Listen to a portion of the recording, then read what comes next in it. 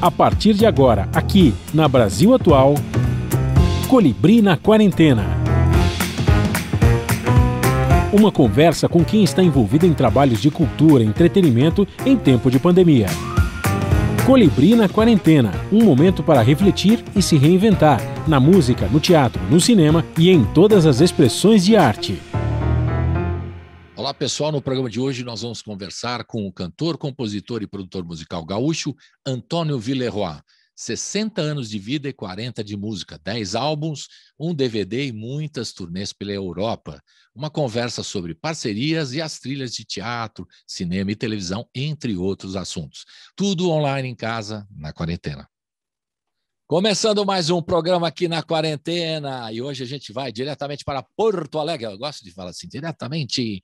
Vamos falar com Porto Alegre. O Antônio Villeroy. Bem-vindo, Antônio Villeroy. 60 anos de vida, 40 de música. Muita história para contar aqui para a gente, né? Então a gente começa aqui numa animação. Porém, antes da gente começar com essa animação, que a gente se envolve, né? A gente tenta se animar, mas está difícil a situação. Então eu queria que você desse um relato seu. Como é que você, como artista, está encarando 40 anos de música, esse momento complicado, que em março fechou tudo para os músicos, para o mundo todo, né? A pandemia, como é que você tem que lidar? Você está lidando do ponto de vista profissional e pessoal também, né? Porque tem um lado pessoal que a gente tem que cuidar da saúde da nossa e dos parentes, dos amigos próximos e tal. Então, eu queria que você desse como é que você está lidando com tudo isso, né? A gente já passou um ano, já estamos entrando no segundo ano da pandemia, todo parado, com alguns shows, lives e tal, algumas alternativas que a gente está buscando e aprendendo cada dia mais, né, como lidar com essa situação. Então, seja bem-vindo, Antônio Villeroy, e contar um pouquinho como é que você está lidando com tudo isso. Ok. Obrigado, Colibri, em primeiro lugar, pelo convite, né, para participar. É um prazer conversar contigo, para os teus ouvintes e para aqueles que estão nos assistindo também no YouTube. É uma grande honra, né, estar aqui com vocês. Sobre esses 40 anos, né, de carreira, na verdade, poderíamos estar comemorando com fogos de artifício de uma maneira um pouco mais eloquentes, né? Poderíamos estar mais eloquentes nessa comemoração, felizes com tudo. De qualquer maneira, eu acho que a gente não pode também se deixar abater, porque senão os danos são maiores ainda, né? Então, na verdade, eu tenho uma tristeza profunda pela perda de 24 amigos em um ano, sendo que 22 nossa, pelo Covid. Né? Teve 2 que não foram devido a isso, né? Um grande parceiro meu, Moraes Moreira, faleceu ano passado, mas não foi por Covid. Teve um outro grande amigo, Sérgio Brandão, baixista, que tocou muito tempo comigo também. Ele também faleceu esse ano, mas foi um outro problema. Mas os outros 22, o primeiro foi o Aldir Blanc, de Covid, e o mais recente, o Paulo Gustavo. São pessoas que eu tinha uma convivência, assim, nem sempre, não era uma convivência a miúde, assim, mas eram pessoas que eu encontrava. O Aldir, geralmente na casa do João Bosco, ou em shows em alguns lugares, a gente trocava ideias, já tínhamos um plano assim, de fazer uma parceria e tal. E o Paulo Gustavo eu conheci em 2005, ele foi colega de CAL, né, de Centro de Artes Laranjeiras, onde ele se formou, foi colega da minha ex-mulher. Então eu conheci ele em 2005, quando eles estavam se formando, bem antes do sucesso e tal. Uma pessoa que frequentava a minha casa, eu até estava vendo aqui, estava arrumando meus discos, meus DVDs, e achei um DVD da Amy Winehouse que ele me deu no meu aniversário em 2008. Então, e nesse meio tempo teve, né, entre esses dois, teve outros 20. Então, pô, é uma coisa terrível, assim, né? Fora as situações, assim, de outros colegas e amigos que tiveram hospitalizados e tal, que se saíram bem no final, mas que a gente fica com o coração na mão, né? E eu no ano passado, março do ano passado, eu estava, assim, com uma turnê organizada na Europa, né, que começaria no dia no dia 4 de abril, eu viajaria no dia 13 de abril, chegava 4 de abril em Lisboa, e começava no dia 5 de abril num teatro na cidade do Porto. Então, depois tinha shows em Setúbal, tinha shows em Lisboa, depois eu ia para o sul da França, ia para a Áustria, para a Alemanha, para a Holanda, voltava para o norte da França e voltava para o Brasil. Eram 18 shows. Quando chegou no meio de março, abriu aquele sinal de alerta, mas os shows não tinham caído ainda. Eu acho que foi no dia 20 de março, mais ou menos. No meio de março, mais ou menos, né? Que a gente que realmente as pessoas viram esse primeiro show da cidade do Porto, foi o primeiro a cair, assim, aí tudo foi caindo, né? E era assim, era a minha 18ª turnê na Europa, mas era mais bem estruturada. Eu tinha feito uma antes, em 2019, eu tinha ficado muitos anos sem ir, né? Eu fui de 1994 a 2006, eu fui todos os anos, algumas vezes, 2, 3 vezes no ano. Depois dei uma pausa, depois voltei em 2011, aí fiquei muito tempo sem ir. Quando eu voltei em 2019, eu tive que reestruturar todos os contatos, todas as coisas que, né, os produtores que eu trabalhava, locais, assim, casas de jazz, clubes de jazz e tal, que geralmente que é onde a gente se apresenta no inverno, ou os festivais no verão. Muitas pessoas tinham mudado, já não eram mais os mesmos, então eu tive que mais ou menos começar, não bem como foi no início, né, mas assim, tive que dar uma reestruturada nesses caminhos e tal na Europa, e realmente a turnê essa de 2019 deu muito certo. Eu fiquei lá de 2 meses exatamente, de 10 de agosto a 10 de outubro, e com isso esquematizei essa nova turnê, né? Aí que ia ser a minha mais bem estruturada, era o show Luz Acesa, que é um show de voz e violão com participações especiais, então tinha participações em cada país, tinha um artista local e tal, mas um voz e violão com cenário, com projeções, como eu estava fazendo no Brasil, assim, um negócio super bem feito, com plano de luz e tal, né? E em teatros super bacanas que eu nunca tinha me apresentado antes. E aí caiu a turnê, né? 18 shows e tal, além da frustração de não fazer os shows e deixar de fazer essa turnê super bem arrumada, estruturada, ainda teve também um prejuízo financeiro, que eu tinha, tinha uma perspectiva de ganho com essa turnê. Mas felizmente da turnê anterior, eu tinha separado, eu separei, tinha guardado dinheiro e tal. E também eu tenho recebimento de direitos autorais. Tem mais de 200 músicas gravadas aí por 127, eu acho, artistas ao redor do mundo. Então, quando eu pensei assim, pô, eu sou até um bem-aventurado porque eu tenho então de tirar, né, como sustentar minha família, apesar de, né, desse incômodo aí de ter que cancelar não só esse compromisso, como inúmeros outros que já viria no Brasil, e teria uma segunda turnê ainda na Europa no verão, que era um pouco menor, que eram 8 shows. Então, no total, 26, né?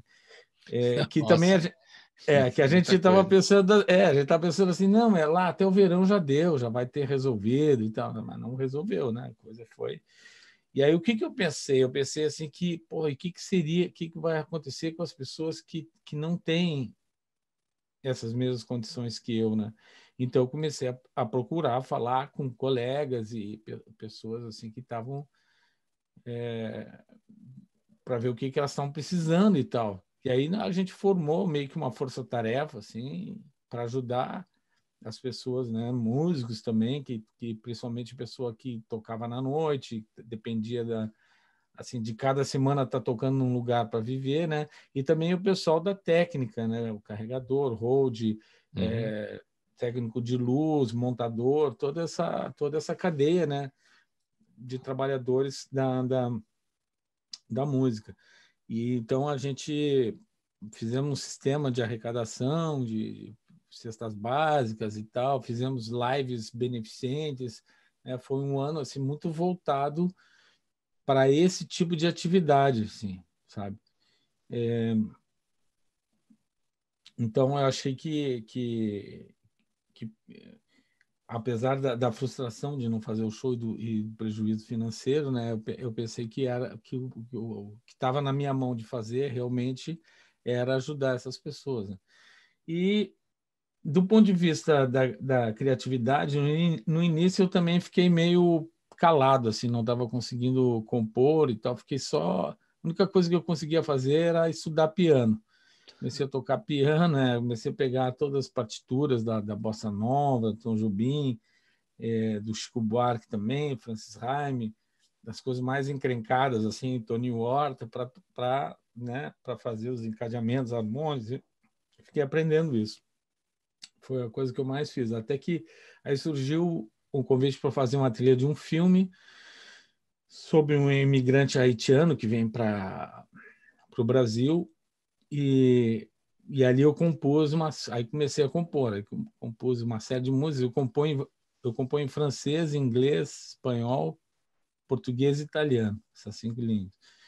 E aí eu fiz as músicas, o haitiano, eles falam creole, né?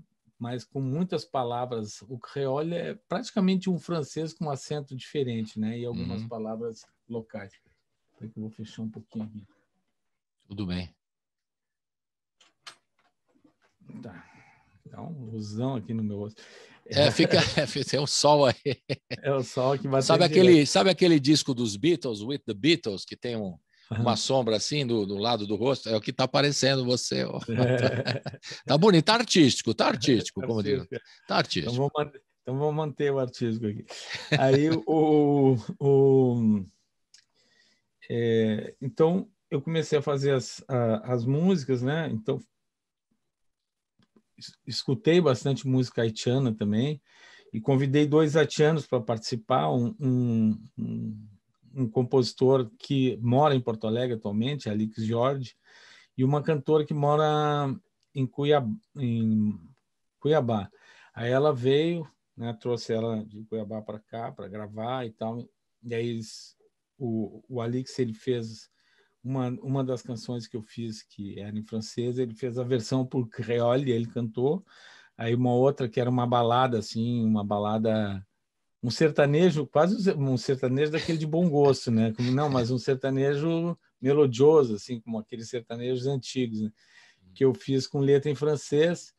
E aí a menina, a Nájida, o nome dela, Nájida Redon, ela cantou em francês. Aí, enfim, quando eu vi, eu compus, acho que umas 12 músicas por filme, entre músicas instrumentais e músicas com letra. Aí eu comecei a compor, aí voltei, né, a atividade de compor e comecei a compor para caramba, fiz letra para outros, para melodias prontas, e fiz o contrário, fiz melodias para fiz um samba com Jerônimo Jardim. Jerônimo Jardim foi vencedor de um festival com a música Purpurina, cantada pela Lucinha Lins. Lucinha Lins. Teve aquela vaia estrondosa ali. Eu acho que era MPB Shell que chamava. Isso, exatamente. Uhum. E as pessoas queriam a música do Planeta Água, do Guilherme Arantes. Isso. E tal, né? Os tempos dos festivais. E o júri escolheu essa música do Jerônimo. E o Jerônimo já tinha tido também uma música muito bonita chamada Moda de Sangue, gravada pela Elis Regina e tal. É um super compositor daqui. Aí ele me mandou uma letra, eu fiz um samba com ele. Foi um dos meus novos parceiros assim nesses tempos. Quer dizer aí, que nesse tempo todo, né, o Antônio, você está, por conta de ser privilegiado como eu também, né, de poder estar em casa isolado e poder trabalhar, né, você com a encomenda para cinema, como você faz trilhas e faz composições, e retomando a coisa foi te estimulando a voltar a produzir normalmente, né? Que às vezes esse momento é muito complicado mesmo. A gente aqui nesses programas todos fez até uma enquete aqui, porque muita gente caiu deprimida, os artistas, muitos deles, outros ficaram hiperativos, querendo fazer lives a todo tempo, a todo jeito, e outros ficaram perdidos, e outros tudo ao mesmo tempo, Um dia né? é um Assim, é o deprimido, hiperativo, perdido ao mesmo tempo. montanha-russa, né? Eu mais ou menos Mon- nessa, eu também entro nessa classificação. é, Mas, enfim, e é legal quando alguém estimula você para um projeto, né? Você está meio assim e tal, aí vem um projeto de um filme, de uma trilha, e a partir daí você volta à atividade, né? Não pode exatamente, parar, porque é a sua função, afinal, né? claro. 40 anos de música não pode também parar, apesar de você poder ser privilegiado e poder parar um pouquinho e por conta dos direitos autorais. Isso é uma coisa que Mas poucos conseguem, né? mas aí também tem uma observação que outra coisa durante a pandemia, quando começou teve uma correria no supermercado e tal, aquele negócio, Uhum. né? Aí eu e a minha mulher, a gente pensou, pá, a gente tem eu moro num apartamento, mas com um pátio grande, assim, aí disse, pô, vamos plantar. E aí começamos a plantar, aí plantamos, fizemos uma horta orgânica aqui. Ah, que legal. Eu já tinha um miocário, né, que eu fazia adubo para flores, né, tinha flores e temperos só, né?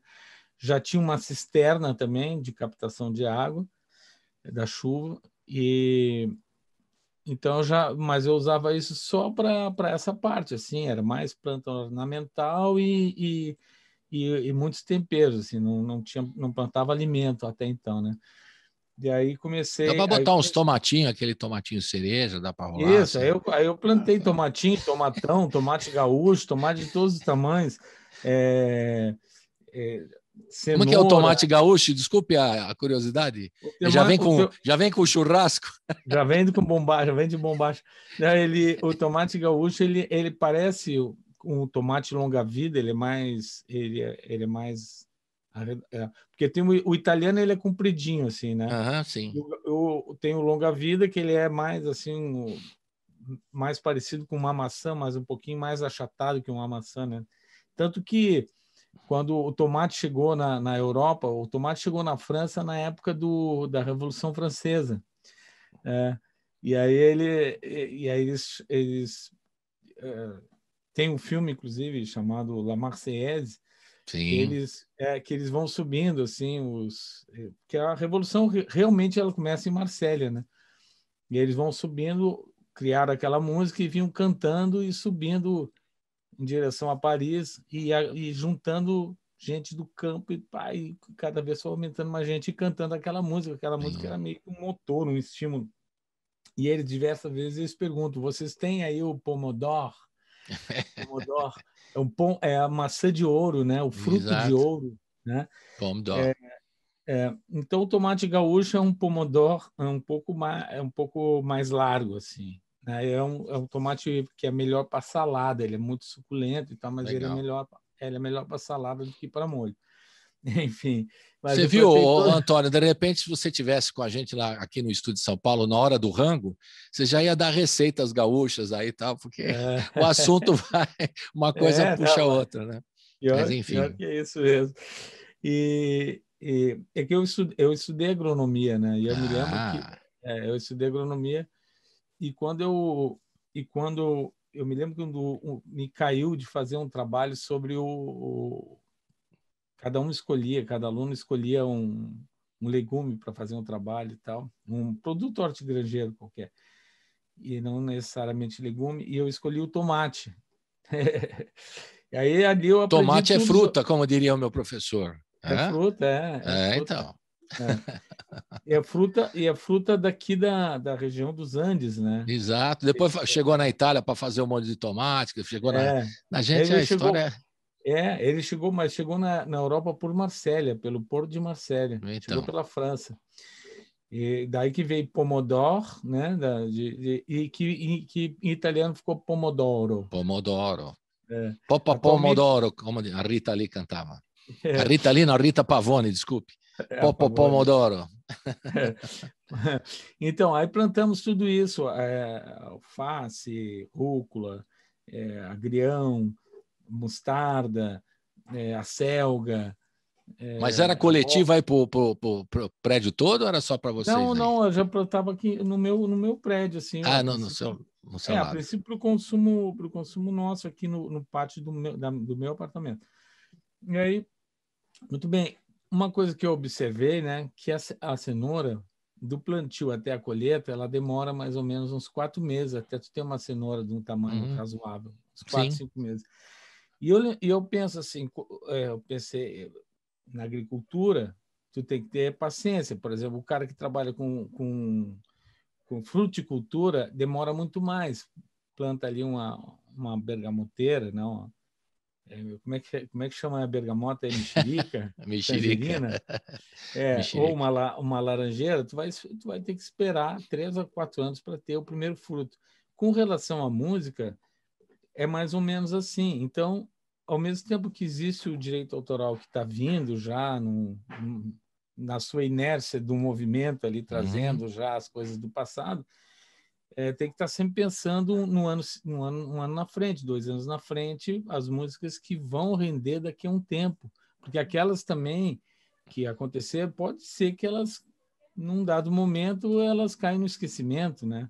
Apesar de que, dentro do meu perfil, tem as canções que mais renderam direito autoral, elas são as mesmas desde 1999, 2000 e pouco. São as Bom, que canções as que vêm, que ficam, né? Que mais fortes, de são canções repente. que tem uma... Deixa eu ver minha filha aqui. Olha aí, que beleza. Como é que ela chama? Dá oi aqui, Antonella, e depois volta para lá. Tá? Olha aí. Dá um tchauzinho aqui pro colibri aqui. Tchau. Tudo bem? Então tá. É assim, o programa é assim, quando a gente faz em casa, né? Se fosse no estúdio, né? Mas em casa é assim mesmo, é legal, muito gostoso. Então, ao mesmo tempo, assim, que não dá para deitar nessa cama Entendi. E é daquilo que legal já... essa analogia que você faz com o tempo, né? O tempo de Aham. maturação, o tempo do plantio para a colheita da coisa e tal. E você se formou Aham. em agronomia? Desculpe a Não pergunta. cheguei a me formar, não. Não? Felizmente, não. Lá em São Gabriel ou em Porto Alegre? Onde é que foi? Não, em Porto Alegre, Aqui em Porto Alegre. Aí em na Porto Alegre. URGS, na Federal, Uhum. Estudei na Federal. E cheguei a cursar economia na PUC também. Na época eu gostava bastante de estudar, né? E tinha boas notas, adiantava cadeiras e tal. E aí chegou a música e foi me levando, foi me levando. Quando eu vi, eu não conseguia mais, não conseguia mais compatibilizar a música com a faculdade. Acabava perdendo aula, ia viajar no meio da semana e tal. E era meu contemporâneo na época, o Renato Borghetti, o Borghettinho, que era, Borghetinho. Uhum. né, que toca gaita ponto, grande músico, compositor, e ele estudava veterinária e eu estudava agronomia. A gente se conheceu no campus, que era um Oh. campus, o campus daqui da URGS, da agronomia veterinária, fora da cidade. E aí a gente se Aí rolou um conheceu. som rural. A gente tentou montar uma banda na época, a gente não sabia ainda, né? Não tínhamos ideia que íamos seguir a carreira mesmo, né? Ah, Aí daqui curioso. a pouco, aconteceu assim. Ele também aconteceu uma coisa muito parecida, que ele não conseguia mais nem mesmo fazer a matrícula. Aí tinha um professor que era, a gente tinha um professor em comum de zootecnia, que era o Mozart, que matriculava o Borghetinho, e eu tinha um professor que era de suinocultura que me matriculava. Ele fazia a minha matrícula. Ele fazia a minha matrícula. Aí eu já estava morando no Rio e ele me mandava assim, mas, pô, e aí tu não vai? Olha aqui, ó, aqui tua grade aqui. Eu digo, pá. Aí daqui a pouco mudou completamente o currículo, teve uma atualização do currículo e os créditos que eu tinha não serviam mais nada.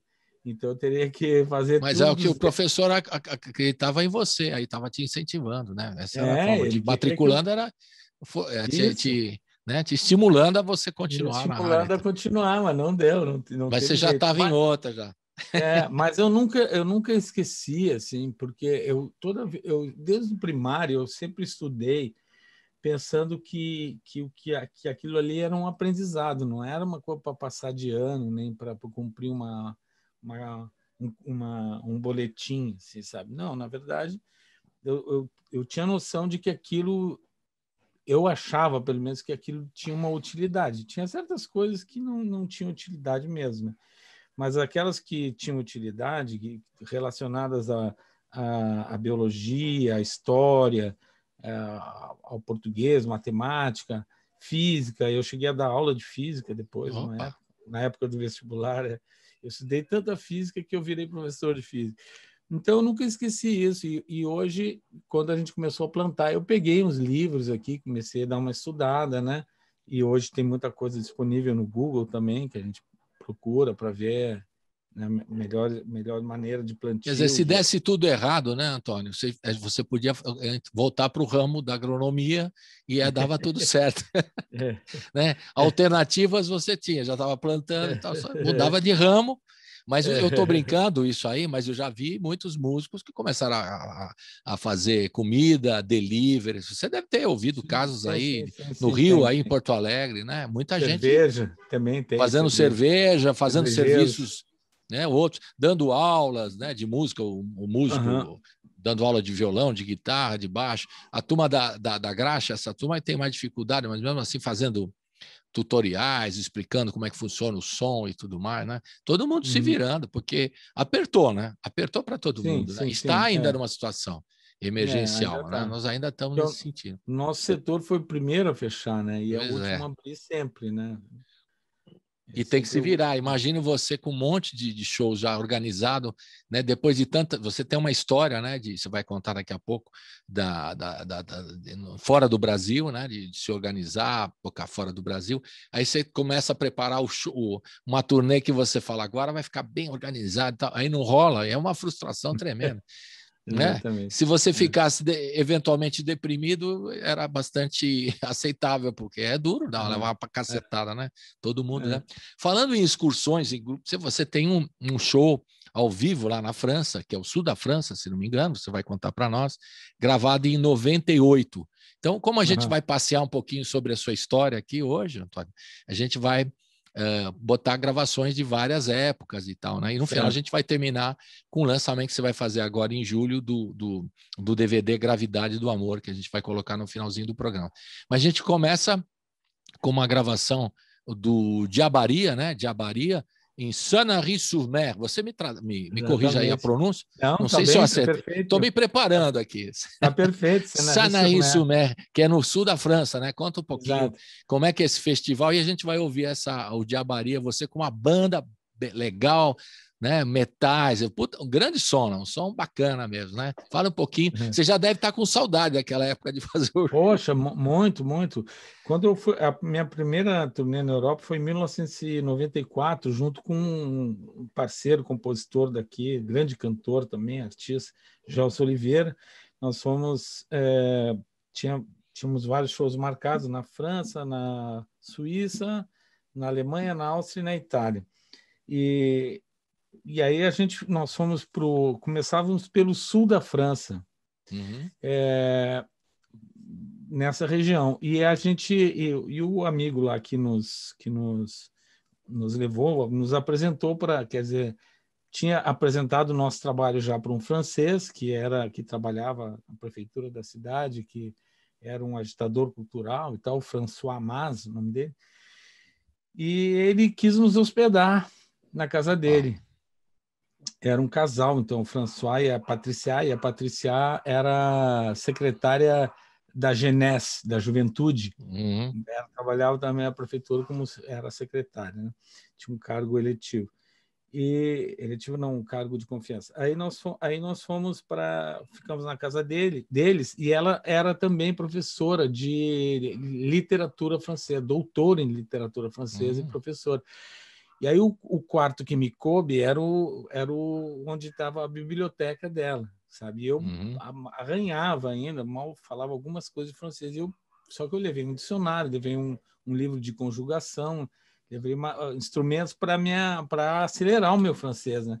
Daí eu peguei um caderno, tinha um caderno e digo quais são os verbos. Quando eu acordo, eu levanto, eu escovo os dentes, eu faço não sei o que lá, eu tomo café. Eu saio, eu caminho, eu encontro pessoas. Ia botando os verbos e eu mesmo fiz uma aula para mim, né? E com isso eu dei uma acelerada. Aí eu pegava a biblioteca dela, sensacional, assim, eu fui direto nos Miseráveis. Né? Opa, Victor Hugo. Victor Hugo. Aí peguei e ficava ali com o dicionário, apanhando, assim, e tal, mas forçando, né? Forçando o raciocínio e fui indo. Tá. Isso aí é 94. Né? 94. Era para a gente ficar 15 dias lá, nós ficamos 2 meses. Uau! Os outros shows todos a gente foi empurrando assim para 2 meses depois, né? E ali se construiu uma amizade enorme, assim. Depois o François veio ao Brasil, eu morava em Porto Alegre nessa época, ele veio aqui a Porto Alegre, depois nós fui ao Rio com eles, ele mais dois amigos, para conhecer o Rio e tal. Inclusive estávamos no Garota de Ipanema, no bar onde o Tom e o Vinícius compuseram a música, quando subimos a notícia do falecimento do Tom. Estávamos no bar na hora. 94. Aí já 90 e mais para frente um pouquinho. 4? 94, isso mesmo. Dezembro de 94. Exato. Aí tudo bem. Aí no ano seguinte, 95, o François organizou essa parte da turnê do Sul e tal, da França, e deu tudo tão certo que eu disse, pô, vamos fazer um festival. Aí começamos a fazer esse festival, que no início foi uma união das duas, da Prefeitura de Porto Alegre com a Prefeitura de Sanarém, fizeram aquela história de cidades irmãs e tal, e aconteceu o primeiro em 96. Aí teve um break, assim, a Prefeitura começou a fazer outros eventos com Buenos Aires, até que era mais perto, fazia até mais sentido, né, uma troca Porto Alegre em Buenos Aires e Porto Alegre, e esqueceram o Sanarém, e aí, só que tinha a Copa do Mundo em 98. Exato. E aí eu fui à França convencer o prefeito da cidade de fazer, porque teria a Copa do Mundo, e chamei uma produtora aqui de Porto Alegre, Opinião Produtora, que tem uma casa de shows enorme, que já tinham feito shows importantes, assim, internacionais, inclusive. Bob Dylan tocou lá, o Deep Purple, enfim, além da música, né, muita música pop rock nacional. E aí eles entraram comigo na coprodução, conseguimos um patrocínio de uma cervejaria e fizemos um festival gigantesco, assim. Aí passou a ser 10 mil pessoas na plateia.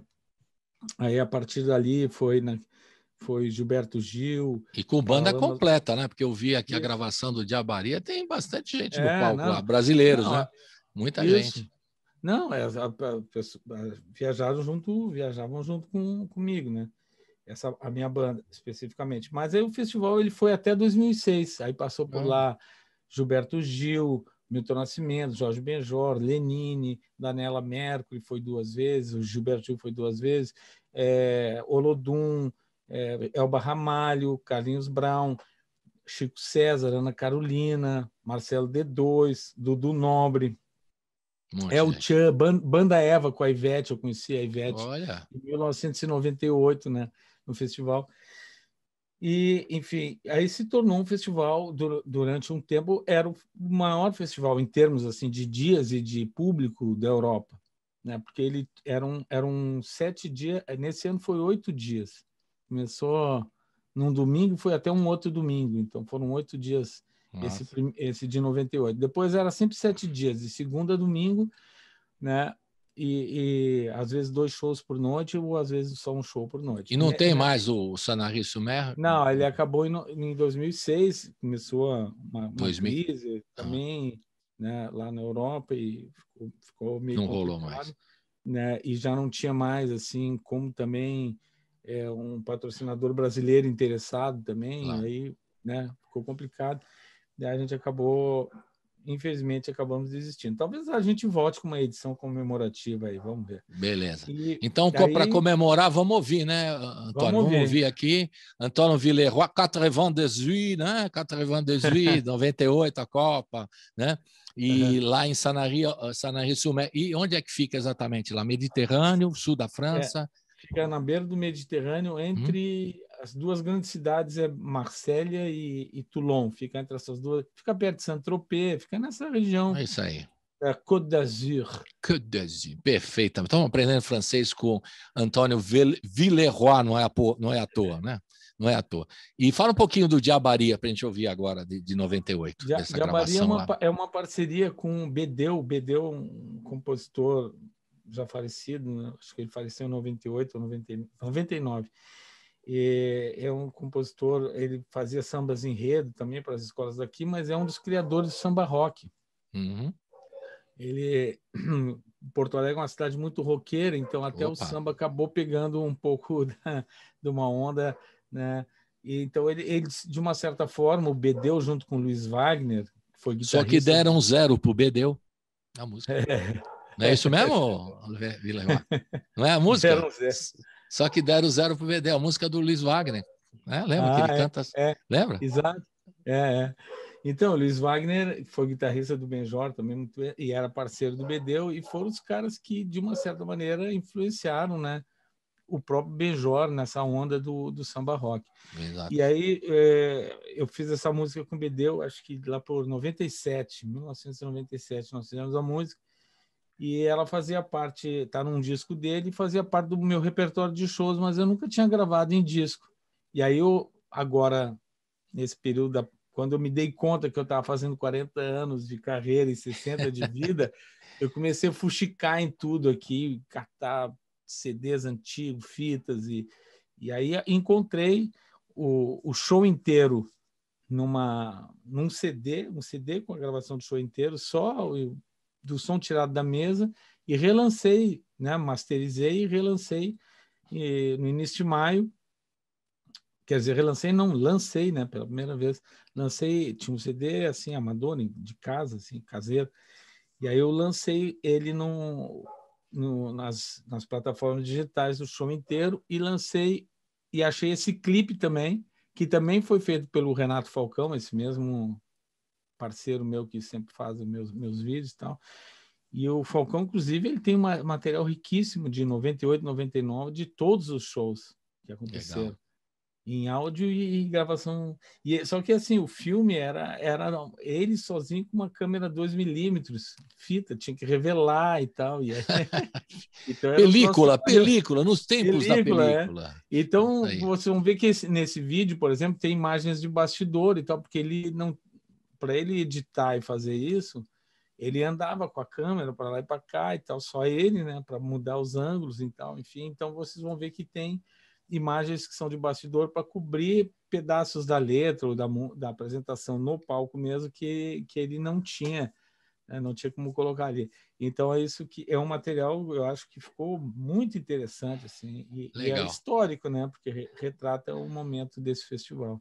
Legal. Vamos ouvir então e ver, para o pessoal estar no YouTube, o Diabaria, com Antônio Villeroy. Vamos curtir 1998. Ele já está com saudade dos tempos dos shows. Roda! Vamos ouvir.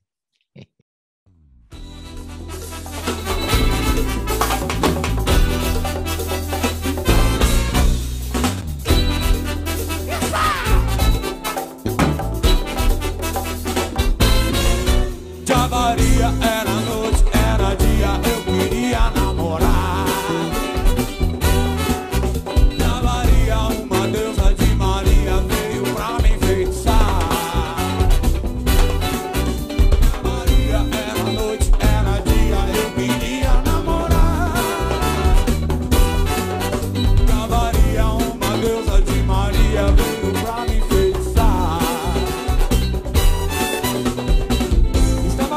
Nos becos da noite, esquecido até mesmo da luz do luar. A única rima que achei foi açoite, pra falar do seu jeito, um farol de me amar. Diabaria era noite, era dia, eu queria namorar. Diabaria, uma deusa de Maria, veio pra me enfeitiçar. Diabaria era noite, era dia, eu queria namorar. Diabaria, uma deusa de Maria, veio pra me enfeitiçar. Acendi uma vela, contei com a sorte, e dei um paquete com meu patuá. Uma reza bem feita me deixou mais forte, e esse velho guerreiro soube lhe ganhar. Diabaria, era noite, era dia, eu queria namorar, namorar. Diabaria, uma deusa de Maria, veio pra me enfeitiçar.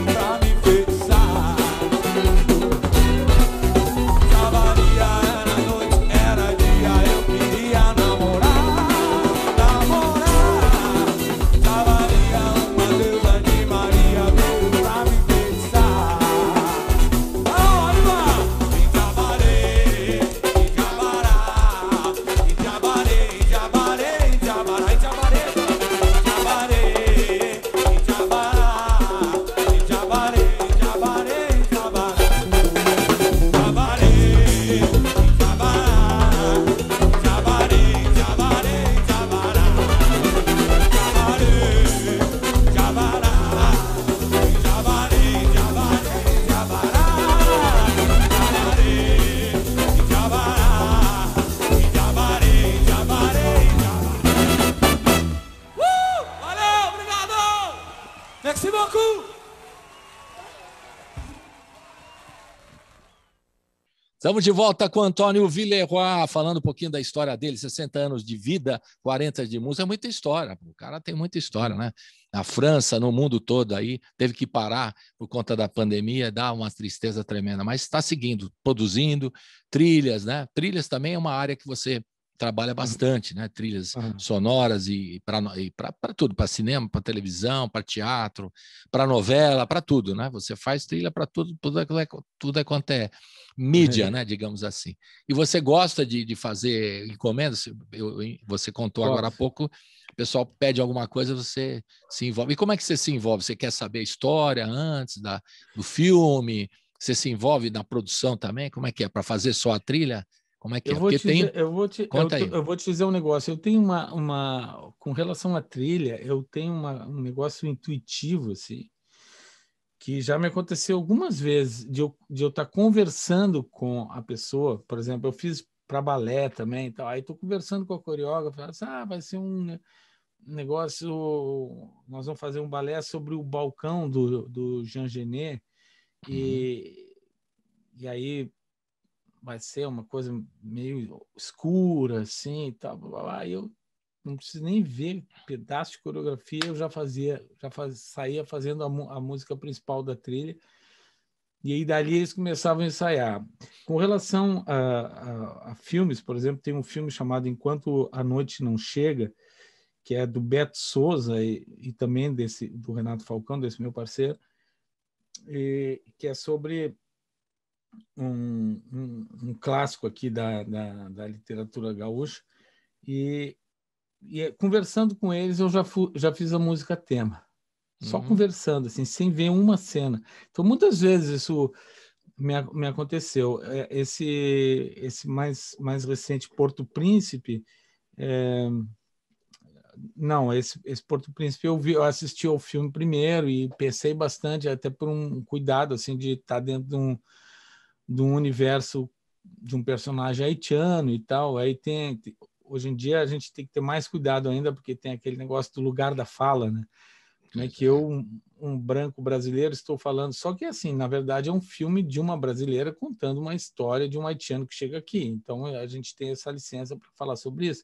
Nós não estamos falando exatamente da trajetória da pessoa, como é que ele se sentia no Haiti, mas como é essa situação de dois personagens, né? Um haitiano e uma senhora de descendência alemã, né? Onde ele vai... que tem um sítio onde ele vai trabalhar, então é uma história sobre os dois. Mas ali eu dei uma pesquisada, eu vi bastante coisa, eu me consultei, entendeu? E quais são as referências de trilheiros que você gosta no mundo afora aí? Eu não tenho. Não gosta? Não acompanha? Não acompanho muito, não. Assim, eu gosto muito das coisas, inclusive, de um amigo meu aqui, que é o Antônio Pinto, filho do Ziraldo, né? Sim, que conheço ele. Fez Cidade de Deus, Muito bom. Como é que é aquele filme com Rodrigo Santoro, que ele é internado, agora esqueci o nome. Bicho de Sete Cabeças. Bicho de Sete Cabeças, isso. O Antônio, assim, o cara, ele é muito bom, assim. E a gente se conheceu em 1986, numa viagem do Circo Voador do Rio de Janeiro. Eram 3 ônibus com um monte de maluco indo para São Luís do Maranhão, parando em várias cidades. Aí delícia! Tinha gente de música, tinha gente de teatro, de dança, de cinema, de literatura, tinha massagista, tinha nutricionista, enfim, era uma galera, assim, e a gente ia parando e se apresentando em Vitória, depois em Itabuna, depois em Petrolina, depois Teresina, e chegamos em São Luís. E lá em São Luís ficamos, lá num casarão, assim, que era um casarão malfadado, mas foi divertido. Mas é legal. Tava até o Bussunda estava nessa viagem, mas ele não era Bussunda ainda. Ainda não era do Cacete Planeta. Agora, você falou da trilha que você ouvindo e tal, você já se inspira, né? Eu lembrei imediatamente do Nino Rota, né? Que o Nino Rota, ele não precisava saber exatamente tudo que tinha do filme. O estilo dele era diferente. Ele pegava e a trilha, o Fellini falava, é mais ou menos por aí. Aí ele ia lá e primba. Isso. Era isso o aí. estilo dele. Em geral é como eu trabalho. Aliás, não que seja uma referência para, assim, uma referência, digamos, uma influência, né? Não é uma influência na minha maneira de trabalhar, mas eu tenho uma tremenda admiração pelo Nino Rota, assim como tem também pelo Michel Legrand, né? Que Michel Legrand, tem muitos caras, né? tem trilhas incríveis também. O Mancini tem trilhas incríveis. Então, se for olhar, assim, as minhas referências até acho que são até mais antigas, né? As minhas referências assim são mais Porque antigas. tem, quando a gente fez algumas matérias sobre isso, né? Tem o cara que quer saber até detalhes da produção para fazer a Aham, trilha, né? Ele aham, interfere não só na trilha, como no atuar, né? Do que vai rolar. O Bernard Herrmann, por exemplo, com o Hitchcock, ele aham, participava de tudo. Então, ele ia fazer a trilha, mas ele queria saber. Então, ele tinha afinidade com o Hitchcock e tal. Até na famosa cena do Psicose, é uma música, aham, né? aham, aham, Não aham. tem nada Sim, ali, é sim. tudo uma música, né? Então, É essas verdade. coisas que cada um se envolve de um jeito, né? Na medida Claro, possível. claro. Não, e aquela ali é uma cena que tem que ser pontuada mesmo, né? Tu não tem como fazer sem assistir Então, a cena. são grandes trilheiros e tal. E no Brasil também tem gente muito boa que está trabalhando nisso atualmente, né? Muita Uhum. gente boa. É isso aí. Então, a gente fala um pouquinho da trilha, mas eu queria saber da sua trilha sonora, da sua formação musical. Mas antes da gente começar a contar a sua história, né? Que é violão, tinha 13 anos, São Gabriel, aí contar todo, né? Não sei, é uma minissérie nós vamos fazer aqui agora. Um documentário com o Antônio Villeroy, né? Contar um pouquinho dessa história. Eu queria voltar a um show ao vivo, estou te provocando para você fazer mais coisas ao vivo, do show de 2005, Sinal dos Tempos, né? Você está cantando Garganta com a Orquestra de Câmara do Teatro São Pedro, aí de Porto Alegre. Então, eu queria Uhum. ouvir essa música agora, para você falar um pouquinho Legal. dessa canção, e na sequência a gente vai começar a passear por a sua história aí, né? Falamos um pouquinho de trilha e agora vamos ouvir um pouquinho da música. Fala um pouquinho da música Garganta e dessa apresentação ao vivo. Tá. Garganta foi composta em Belo Horizonte em 1997. Eu fui assistir um show da Ana Carolina no café de um amigo meu. Ana Carolina não era uma cantora conhecida ainda, ela estava assim começando a sua carreira, viajava com um Ford Corcel 2, é uma Belina que levava o equipamento dela, inclusive o café Belas Artes Liberdade, que é um amigo meu, Alex Alano, que é gaúcho, na época morava lá, e aí tinha esse café e tinha som, tinha o lance dele lá, mas ela era acostumada a viajar e montava o próprio equipamento. Daí chegava ela e a produtora dela, e elas duas montavam tudo, né? A produtora ficava ali operando o som e a luz ao mesmo tempo e tal. E, e a Ana Carolina assim, ela já tinha as pessoas falavam muito bem dela em Minas, né? E principalmente lá em Belo Horizonte, então foi recomendado e tal. E eu conheci a Ana Carolina numa segunda-feira, ela cantando num local chamado A Canja do Lulu, que era num bar do Lulu, no bairro Santo Antônio, onde eu tinha tocado na semana anterior. Eu tinha ido lá para Belo Horizonte para fazer um show. Aí todo mundo ia no Lulu, tocava de graça, era uma canja, tocava meia hora para fazer propaganda do seu show, que ia ser num outro lugar.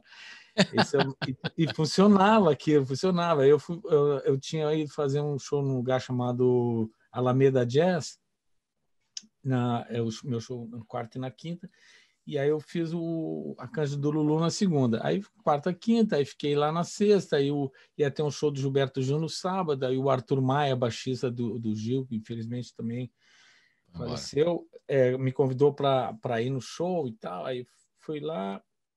Aí nesse show conheci uma outra cantora, Paula Santoro, que estava junto com o Pedrinho Alves Madeira, que era produtor do show da Paula Santoro, era um jornalista que já tinha estado comigo, eu não me lembrava, ele estava produzindo um show do Caetano aqui em Porto Alegre.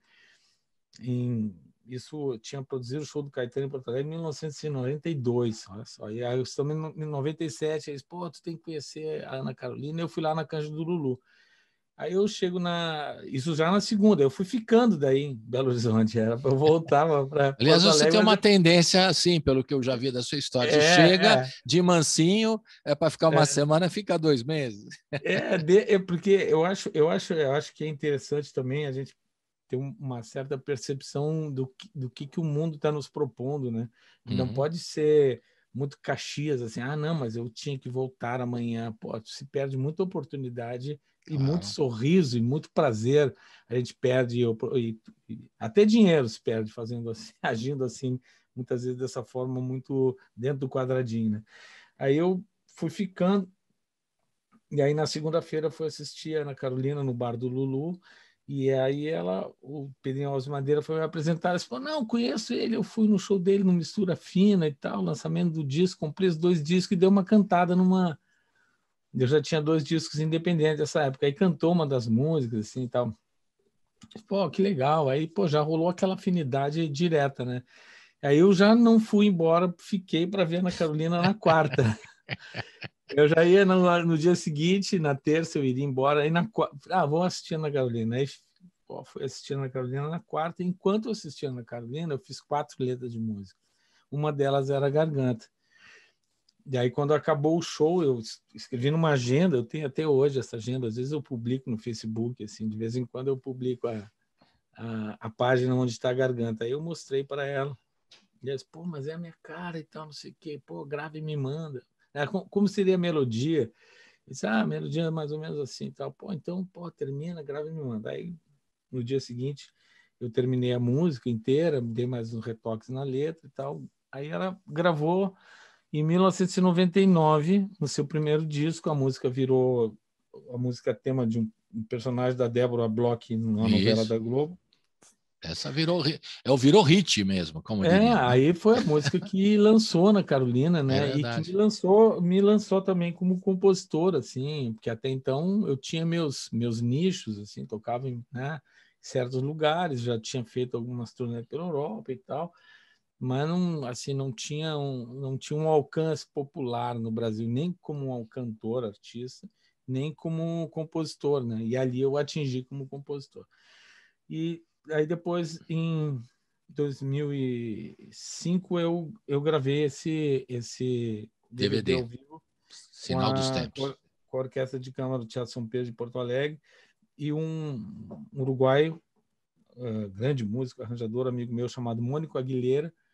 Ele percebeu que a música tinha um tango embutido, né? E aí disse, vamos fazer um arranjo meio tanguístico para isso, mais assim, e que também a letra, eu acabei dizendo a letra de uma maneira mais com essa mastigação do tango, né? Que fica tudo mais, as coisas bem especificadas, assim, como se tivesse dramáticas, né? Dramática. Então vamos ouvir então Garganta do DVD Sinal dos Tempos 2005, que é ao vivo lá com a Orquestra de Câmara do Teatro São Pedro, aí em Porto Alegre. Como você está em Porto Alegre. Roda a Garganta.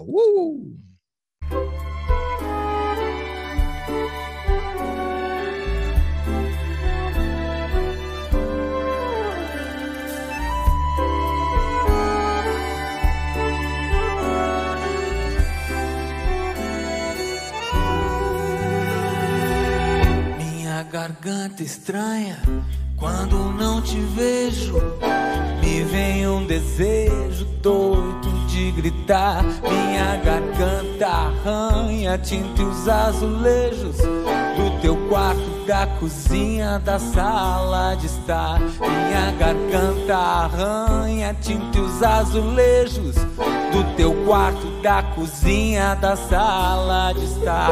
Venho madrugada perturbar teu sono, como um cão sem dono, me ponho a ladrar. Atravesso o travesseiro, te reviro pelo avesso, tua cabeça enlouqueço, faço ela rodar.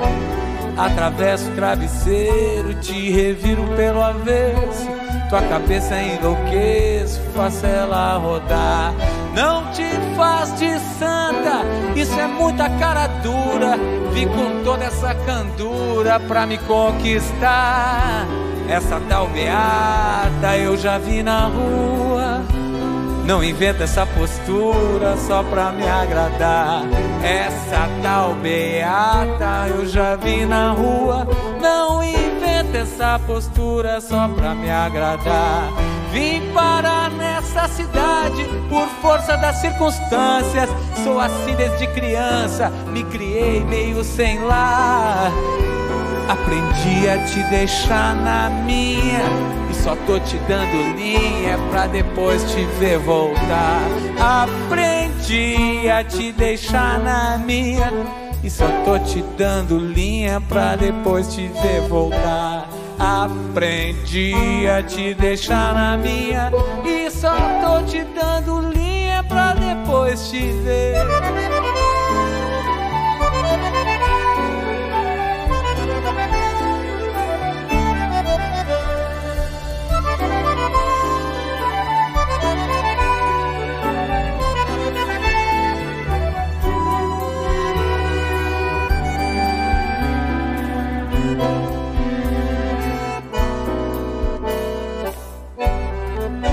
Aprendi a te deixar na minha, e só tô te dando linha pra depois te ver voltar.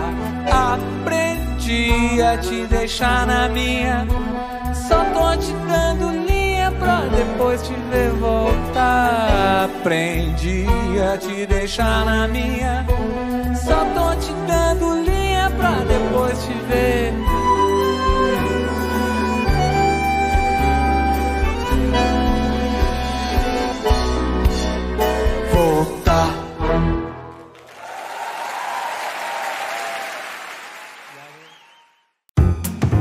Você está ouvindo Colibri na Quarentena. Estamos de volta com Antônio Villeroy, contando um pouquinho da história. 40 anos de música, 60 anos de vida. Quantos discos gravados? Um montão. 10 álbuns, né? Pelo que eu sei, é isso aí. Eu acho que com esse de Sanarri são 11. 11 álbuns. Tem DVDs, trocentas turnês pela Europa, 18 pelo menos, né? Que essa era a 18ª que você ia fazer, frustrada pela pandemia. Né? E também a gente está contando um pouquinho da história do Antônio Villeroy, quando ele ficou um pouquinho mais de tempo em Belo Horizonte, valeu a pena, porque aí pintou a Ana Carolina e pôde lançar o trabalho dele, e ela é a que mais gravou as suas canções, não é isso? Ou estou enganado? 33 músicas, Ana Carolina. Uau!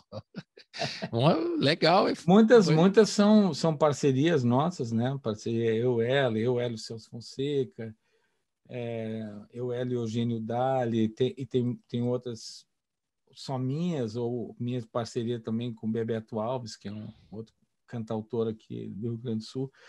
Enfim, ao todo, somando todas essas possibilidades aí, foram 33. 33 canções, né? Valeu a pena ficar um pouquinho mais em Belo Horizonte, deu tudo certo. Você vê? Porque essa é aquela história das pessoas, o cara fala assim, não, eu tenho que seguir aqui uma linha, tal. De repente você sai dessa linha convencional, né? E se deixa levar pelo momento, pela intuição, e dá no que dá, né? Da arte, né? A arte tem esse negócio é tão bonito isso, né? Né? A gente desconhece, mas por que aconteceu? Houve um acaso? Não houve um acaso. Você quis ficar, ficou e deu tudo certo. É bacana. Com relação a isso, como é que a música chegou em você? Você garotinho, pequeno, pegou um violão? Quem que te apresentou a música? Teve algum estalo? Viu um cara cantar? Falou, vou fazer que nem esse cara e tal? Ou não rolou nada disso? Não, assim, quando eu era criança, tinha uma eletrola na minha casa, e inclusive só para falar, você é de São Gabriel, né? Eu sou de São Gabriel, com a cidade da fronteira, né, perto do Uruguai, perto da Argentina. Perfeitamente. E na região conhecida como Pampa.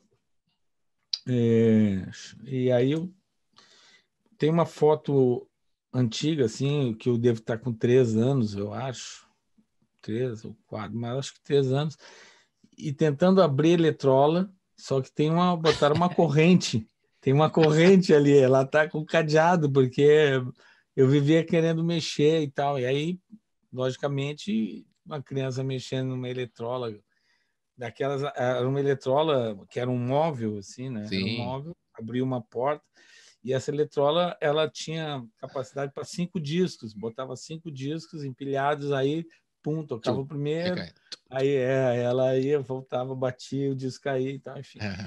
Então, eu passei a infância ouvindo esses discos, aí um dos maiores hits lá de casa era a Quinta do Beethoven. Opa! Eu vejo que a Quinta do Beethoven é uma música que, em geral, criança gosta, porque as minhas filhas, elas adoram não só a Quinta do Beethoven, mas gostam de Beethoven de uma maneira geral. A Antonella, que hoje tem 3, vai fazer 4 anos agora em julho, 30 de julho, ela disse assim, bota Beethoven, essa que teve aqui, né? Ela disse, bota Beethoven que eu quero dançar, bota Beethoven para eu dançar. Bota Beethoven para eu dançar. E não é rollover Beethoven, não, é Beethoven mesmo. É Beethoven, é. E a Luísa, que vai fazer 8 agora no final do mês, ela também também sempre gostou de Beethoven, sempre gostou de música de orquestra e tal, enfim, meio que herdaram essa história. Então tinha o Beethoven, né? Tinha Bach, tinha todas, né? Liszt, se ouvia um pouco de tudo, mas aquela que ficava mesmo, porque esse motivo, pararadom, pararadom, é um motivo fortíssimo, é uma coisa assim que não tem como tu, né? Gruda no ouvido da criança. Gruda, né? Gruda. E aí, ao mesmo tempo que tinha o Beethoven, tinha o João Gilberto, né? Que chega de saudade e tal. O meu pai foi um dos amigos do João Gilberto quando ele esteve em Porto Alegre em 1955. Ele passou aqui um período de 6 meses, né? Então, meu pai era um dos caras que andava com ele. Inclusive, meu pai tinha um alfaiate, ele e um amigo tinha um terno bem cortado, só tinha um terno, assim, era só um mesmo, mas era super bem cortado, botava um casacão por cima. E o João, quando ele esteve aqui, aí quando chegou o inverno, ele estava sem casaco, ele não estava prevenido. E o Luiz Teles, que era um músico, tinha um grupo chamado Quitandinha Serenaders, que era com quem o João Gilberto morava no Rio. Aí quando o Luiz Teles veio a Porto Alegre, ele trouxe o João Gilberto junto e hospedou ele no Hotel Majestic, que é um hotel onde morava o Mário Quintana também. Sim. Era um hotel onde muitas pessoas, não só era um hotel de circulação, assim, mas tinha moradores. E aí o João Gilberto ficou lá e tal. Quando chegou o inverno, ele não tinha casaco. Aí o Luiz Teres emprestou para ele uma japona, Príncipe de Gales, que era Japona é bom, é dos tempos. Essa é boa, Japona, adorei. Meio Príncipe de Gales, assim, e não era elegante, era meio, mas era aquilo que ele. E aí ele viu meu pai com aquele terno cortado e com aquele casaco por cima, e ele dizia: lá vem ele e o amigo dele, lá vem os alfaiates malditos. Lá vem os alfaiates malditos. E aí, então, João Gilberto tocava na vitrola, isso em São Gabriel. Você já São chegou. Gabriel, isso. Depois você foi para Porto Alegre. Eu ouvia João Gilberto e ao mesmo tempo que eu ouvia essas histórias do meu pai. Então a música acabava tendo uma proximidade. E o meu pai tocava violão e piano também. Uhum. E tinha uma música dele, João Carreteiro, uma música que saiu um pouco fora do estilo do meu pai. Meu pai também fazia mais para samba, coisa assim, mais parecido com o Lupicínio também. O nome do seu pai, Antônio? Gil Villeroy. Gil Villeroy. Aí ele tinha uma música que era uma música mais gauchesca, que foi gravada por um contemporâneo dele do colégio, que era o Paixão Cortes, que é um tradicionalista, foi o cara que praticamente organizou o que é a tradição gaúcha. A partir Centro de Tradição Gaúcha, CTG. Isso, CTG. Eita, acho que ele fez o primeiro CTG e tal. Ele e o Barbosa Lessa, que era um historiador, escritor também, foram colegas dele no Colégio Júlio de Castilhos, o Julinho. E aí tocava essa música que a gente ouvia, que era o João Carreteiro, e eu nem sabia que era do meu pai. Você lembra da música? Claro. Inclusive, essa música está no Gravidade do Amor, esse DVD que eu estou lançando agora. Olha, tá vendo? Nem sabia, mas... E eu canto junto com o Luiz Carlos, nesse show ao vivo, eu canto junto com o Luiz Carlos Borges, que é um acordeonista, grande músico daqui, e ele disse que tinha um grupo de baile, ele também tem uma relação afetiva com a música, que ele tinha um grupo de baile e eles ficavam animando e tal, e numa hora tinha um certo intervalo para dança, que eles tocavam as músicas que eles gostavam de tocar e tocavam o João Carreteiro. Aí eu chamei ele para gravar comigo. E é sentado na porta do velho galpão, João Carreteiro com amargo na mão, dizia dos tempos em que era rapaz, das coisas bonitas que ficavam para trás, da lua molhando a estrada de luz, as rodas cortando o cascalho do chão, e a picana dançando parecia no ar descrever este refrão. Eita boi, vamos depressa para logo chegar. Eita boi, vamos que ela não pode esperar. É meio uma toada e vira um shot, né? Ah, legal, pô, muito legal, pô. João Carreteiro, pô. Bacana. Aí então se ouvia Beethoven, João Gilberto, João Carreteiro, aí daqui a pouco, né, começou a surgir Beatles também tocar. E para mim tudo isso eu só conhecia São Gabriel, então para mim tudo era música de São Gabriel. Eu não achava que uma música era regional, a outra não. Então Criança não sabe, né? Eu achava assim que eu poderia ir lá no Volmer. O Volmer era uma loja onde se vendia papel, caneta, lápis, uma loja que a gente gostava de ir, que tinha lápis colorido e tal, cola, coisa de, né, para brincar, para desenhar. E disse, daqui a pouco eu vou lá no... eu acho que eu vi o Beethoven no Volmer. Vi um cara parecido com o desenho que tinha na capa, tinha aquele desenho na capa dos discos, e assim, eu vi o Beethoven lá no Volmer. Minha mãe, não, mas o Beethoven não mora aqui, Beethoven já morreu. Como assim já morreu? Criança é uma delícia, né? A imaginação. Né? Aí, para mim, todo mundo era de São Gabriel. Então, isso, de uma certa forma... João Gilberto passava por lá também, era todo mundo. Aí João Gilberto tinha as histórias que o meu pai contava. Então eu achava que para mim, isso, de uma certa forma, me ajudou a pensar a música universal como uma música local e vice-versa. Então, para mim, tudo era música. Então, sempre para mim existia música que eu gostava e música que eu não gostava, sem dizer que é música boa, música ruim, ou que tem essa qualidade, não tem. Eu gosto de muita música que as pessoas às vezes consideram ruim, consideram brega e tal, e que eu gosto. Uma coisa me agrada, eu vou fazer o quê, né? Então, para mim, tem a música que eu gosto, a música que eu não gosto, e não tinha isso. Então nunca me incuti também uma obrigação de fazer música regional. Entendi. Né? Nem de ser uma expressão da música regional ou uma atualização da música regional do Rio Grande do Sul. Eu nunca me coloquei esse compromisso. Eu sempre me coloquei compromisso de fazer uma música boa que tivesse que eticamente fosse correspondente aos meus valores, sempre assim, sabe? Sempre a favor daquilo que eu considero correto, aquilo como eu acho que o mundo é, e o mundo não é como a gente gosta, e às vezes reinventa o mundo, né? Um pouco através da arte. Então, o meu compromisso sempre foi muito mais com isso e com esses valores, né, universais do que com uma coisa regional. Então, talvez por isso eu tenha tido tanta música gravada em vários estilos diferentes por tantas pessoas diferentes, por tantos artistas. Faz parte da sua própria formação. Você está dando a resposta já do seu estilo de compor e de cantar, né? É uma influência de várias coisas. Exato. Né? E aí o primeiro violão, eu e meus irmãos, a gente ganhou no Natal de 1974. Eu estava com 13 anos. Ali eu comecei a pegar e eu queria compor e tal. E veio um disco do Gessé Silva, que era um violonista de Porto Alegre, que ensinava a afinar o violão, ensinava quatro acordes e 4 músicas com esses acordes.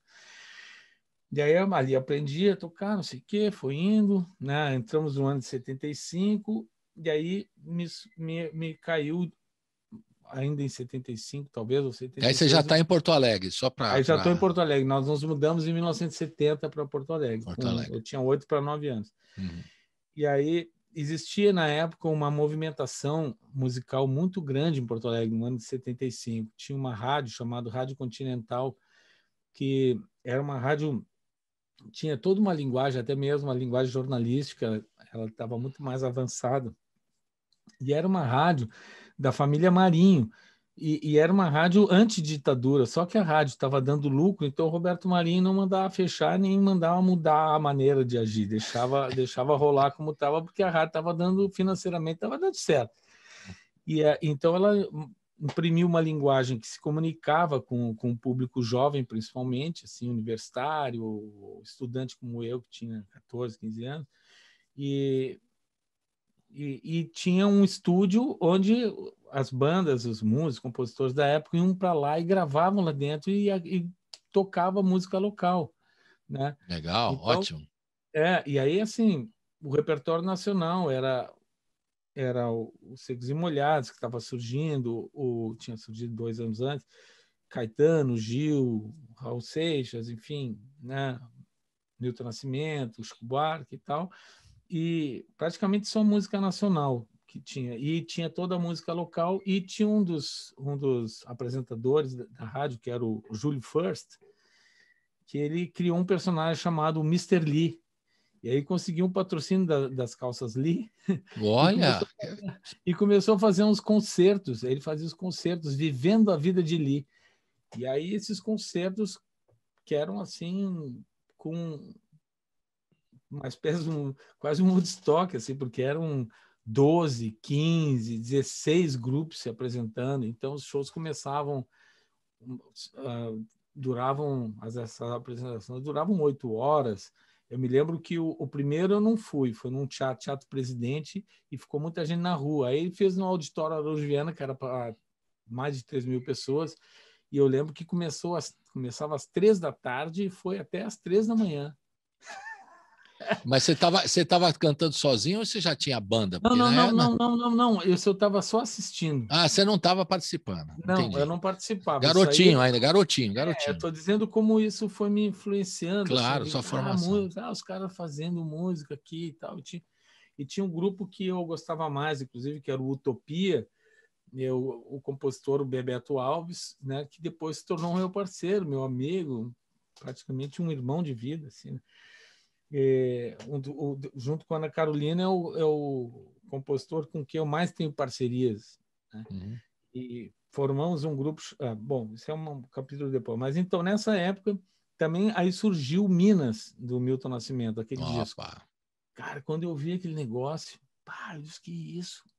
Que negócio, que voz é essa? Que instrumentação é essa? Que composições são essas? E tinha uma música que me chamou mais atenção do que as outras, que era o Beijo Partido, do Toninho Horta, né? Que tem todo um negócio, um arranjo incrível, um solo do Nivaldo Ornelas de sax soprano, um troço fabuloso aquilo. E aí eu digo: eu preciso melhorar o meu violão, cara. Eu tenho que aprender a tocar. Essa é duro para tocar no violão. Eu preciso aprender a tocar direito, cara. E aí comecei a evoluir. Demorei muito tempo para tocar o Beijo Partido. Eu só fui tocar isso aí.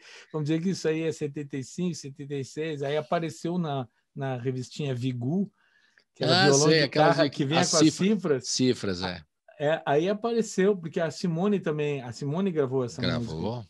Antes do primeiro disco do Toninho. O primeiro disco do Toninho é de 79. E a Simone gravou, acho que no primeiro disco dela. E, inclusive, o Toninho toca piano. Eu tenho esse vinil, eu ouço direto agora. E aí eu peguei aí tinha a cifra, mas estava toda errada. Eu tentava tocar. Mas aquela cifra lá, tudo furada, pô. Eu entrevistei outro dia o Toninho Horta, eu falei: até hoje eu não sei fazer o larira. Tem uns negócios ali que é Toninho Horta, né? É difícil pra caramba, pô. Não é para qualquer um, não. Aí então aquilo ali virou num dado momento. Aí teve um projeto Pixinguinha, eu acho que em 79, uns anos depois, vieram aqui o Toninho e a Joyce. Que legal. Se apresentar juntos. Eu acho que é antes de 79, que 79 já tinha o disco dele. Então, acho que eu estava no Julinho, estava no colégio ainda. Deve ter sido em 77, 78, esse show. Cara, eu vi aquele show e era um monte de... Os dois, assim, que me chamaram muita atenção, porque a Joyce também tem um universo harmônico incrível, cantava pra caramba, tocava uma mão direita maravilhosa no violão, e o Toninho, aquele monte de música, Durango Kid, Manuel Audaz, tudo. Eu disse: que isso, cara, que mundo é esse? Né? E quando aí tá, 80 entrei na faculdade de agronomia e tal. E aí quando... Só que eu vivia assim dentro da... É um bom estudante, não faltava aula, aí, mas ao mesmo tempo saía na noite e queria ver música, não sei o que lá. Acabava dormindo 2 horas, 3 horas, às vezes não dormia. Aí chegou no segundo ano, eu tive uma pneumonia. Uau! Nossa, tive uma pneumonia brabíssima, assim, de eu ter que não poder... Não dá, a night com o dia não funciona. Era muito, era demais, assim. E aí eu fiquei, nesse período que eu fiquei com essa pneumonia, eu ouvia ouvindo música e lendo, e tinha o show da Elis Regina, que tinha essa música, eu não me lembro, não é o trem, eu não sei se é o Trem Azul, se é o Falso Brilhante, eu não me lembro agora exatamente qual é o Fala show, a música aí ou Saudades do Brasil. Fala a música. Ele tinha aquela música, tinha, por exemplo, Perdoe a falta. Sim. Essa música do Ivan Lins, do Vitor Martins, chama-se Aos Nossos Filhos. Aos Nossos Filhos. Tinha também tinha essa do Jerônimo Jardim, que era Quando te prendo na cadeia dos abraços e te torturo e te sufoco entre meus braços. Coisa e te fina. fuzilo com os olhos do desejo. E aí eu vi esse show, e também tinha Quando se for a brincadeira de roda, que eu acho que era a música que encerrava o show. Exato, esse é o Saudades do Brasil. Saudades do Brasil, né? E eu ficava ouvindo esse disco, essa era uma fita cassete, e ficava imaginando as cenas, assim, eu imaginava as cenas. Foi um super show, cara. Foi um super show. Imaginava as cenas. Aí eu comecei a imaginar, eu tinha já 40 músicas, mais ou menos, umas 40 músicas que eu gostava, assim. E eu comecei a imaginar minhas músicas assim. Aí o meu irmão, Gastão Villeroy, que é baixista, compositor, tocou muitos anos com o Milton Nascimento, com a Maria Gadu, tocou com o Caetano, gravou com a Diona Warwick, tocou com o Wayne Shorter, enfim, tocou com o Alceu Valença, um monte de... Um vasto currículo aí na área. E ele chegou para mim e disse, pô, tu tem que fazer o teu show, todo mundo tá fazendo show, tu tem que fazer. Aí tá, quando passou quando eu saí daquela minha quarentena, a gente foi lá na Ordem dos Músicos, nos inscrevemos e fizemos a prova da ordem, né? E aí isso aí foi em outubro de 81, e aí logo depois surgiu o primeiro convite para um trabalho profissional, que era a trilha de uma peça do Braulio Pedroso, chamado Encontro no Bar. Já vinha as letras do Braulio Pedroso, né? Já existia uma versão dessa trilha com Egberto Gismonti, só que a gente fez novas músicas, né? Eu e o Fernando Corona, que é um pianista aqui de Porto Alegre. Esse foi meu primeiro trabalho. Assim que eu tirei a carteira, na semana seguinte surgiu o convite, eu fiz e recebi o meu primeiro dinheiro. E aí nunca mais voltou para a agronomia, esqueceu a agronomia. Aí eu ainda fiquei mais, eu ainda fui, isso aí é outubro de 81, e eu ainda fui até 83. Mas aí eu fui despencando, assim, já não passava em tudo que era cadeira, começou... Aí depois você foi para o Rio. Para encurtar, você foi para o Rio, né? Isso. E voltou agora para Porto Alegre. Isso. Mas em 85 eu fui acompanhar uma cantora no Rio, e aí eu digo assim, a pessoa, quem que eu mais queria conhecer agora é o Toninho Horta. Mais que o Caetano, mais que o Chico, mais que todo mundo, era o Toninho Horta para mim. Cara, aí eu fui lá o show era na sala Funarte, eram 2 semanas, assim, de segunda a sábado. E a Maria Rita, ela tocava antes do João de Aquino, né? Aí o João de Aquino com a super banda e tal, e aí ela abriu para eu tocar uma música minha, e aí eu ensaiei com a banda do João de Aquino. E a diretora do show era a Gilda Horta, irmã do Toninho. Pronto. Aí eu toquei essa música e tinha uma super influência na época, essa música era muito influenciada pelo Toninho. Eu disse, você tem que conhecer meu irmão. É o que você queria, né? Mais queria. E aconteceu ali. Vamos, mas quando? Não, vamos sábado, eu tinha um show lá em Niterói, a gente foi no show, depois saímos para jantar, e aí ficamos amigos ali imediatamente. Uma grande amizade até hoje, assim. Legal. Vamos ouvir duas músicas agora na sequência, que a gente contou aqui praticamente o capítulo. São 3 capítulos nós fizemos aqui, misturados, né? Não lineares, mas a gente contando um pouco da sua história. 40 anos de música é muita história. E vamos ouvir, então, mais ou menos na ordem, né? Não, na ordem cronológica mesmo. Então, de 2010, o álbum José, A Flor que Eu Te Dei, tem a participação da Tereza Cristina, que é um vídeo. E na sequência, de 2014, Samboleria, que é o germinal do samba, que é o som que a gente vai ouvir aqui, tem a capa do disco para a gente ver também, né? Quem tiver no YouTube. Então, fala um pouquinho dessas 2 canções para a gente ouvir na sequência. Então, José, de 2010, e Samboleria, de 2014. Diga. A música A Flor que Eu Te Dei era uma encomenda do Celso Fonseca, ele estava fazendo uma trilha de um filme, e ele pediu que eu fizesse uma letra. E aí ele ia musicar e tal. Aí eu escrevi um monte de coisa. Daí, naquela tripa de coisas que eu escrevi, no meio eu encontrei, no dia seguinte, eu fiz tudo numa noite, no outro dia eu encontrei um pedaço que tinha uma música inteira ali. Só que aí eu dizia assim, será que isso aqui é musicável? Pensei, será que é musicável? Aí eu comecei a tocar e fiz a música. Aí eu falei pro Celso assim, olha só, eu fiz assim. Ele disse, não, mas era só para tu fazer a letra. Porque a trilha era dele, então a música tinha que ser dele, enfim. Aí no final acabou não entrando no filme, né? Mas aí eu ganhei essa música. Aí quando eu fui gravar o José, eu achei que tinha que seria legal fazer um duo e tal. E a Tereza Cristina, ela hoje em dia, tá uma super estrela, né, da música brasileira. A rainha das lives também, nesse tempo de pandemia. Exatamente. As lives dela são sensacionais. E aí chamei a Tereza Cristina, aí gravamos, né, essa música e... Tá no álbum José, esse álbum de 2010. De 2010. E o Samboleria? Aí Samboleria foi o disco seguinte que eu gravei em 2013, foi lançado em 2014 pela Sony Music.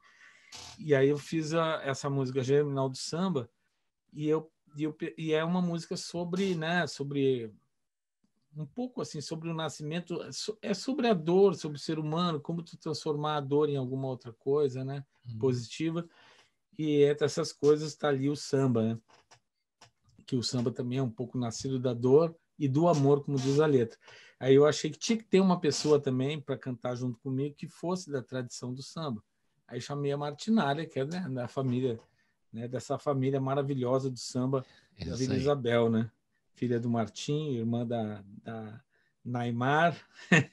A turma da pesada do samba mesmo. Então vamos ouvir A Flor que Eu Te Dei, com a Tereza Cristina, e Germinal do Samba, com a participação da Martinália, o Antônio Villeroy. Roda!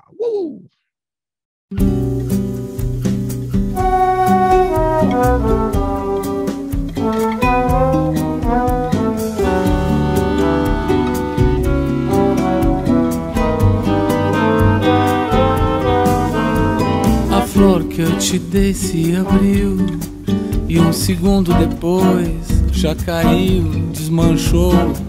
De amor eu tentei te cobrir, mas a chama outra vez não serviu, não bastou.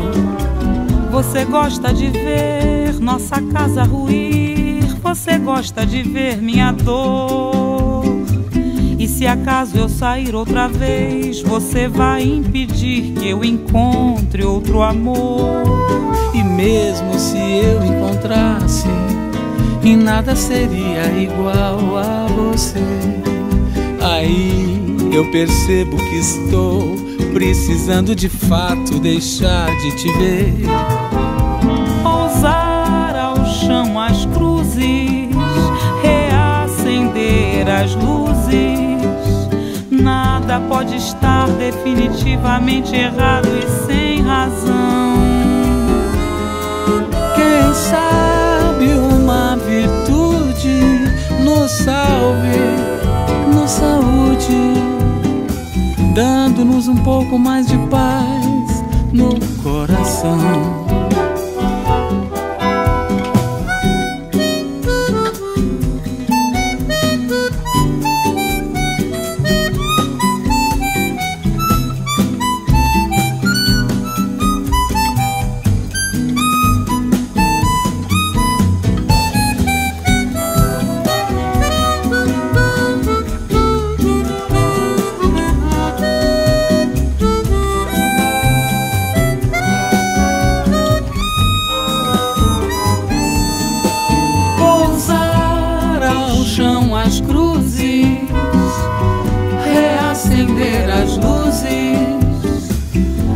ainda pode estar definitivamente errado e sem razão. Quem sabe uma virtude nos salve e nos saúde, dando-nos um pouco mais de paz no coração.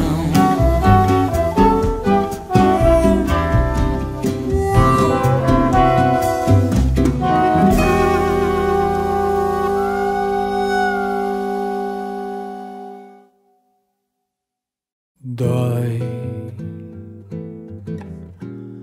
basta estar vivo pra sentir doer e ouvir soar o sino do prazer, quando enfim um samba germina da dor, sim. Os olhos tristes dizem muito mais do que as palavras que vós professais, de tão antiga que é essa dor.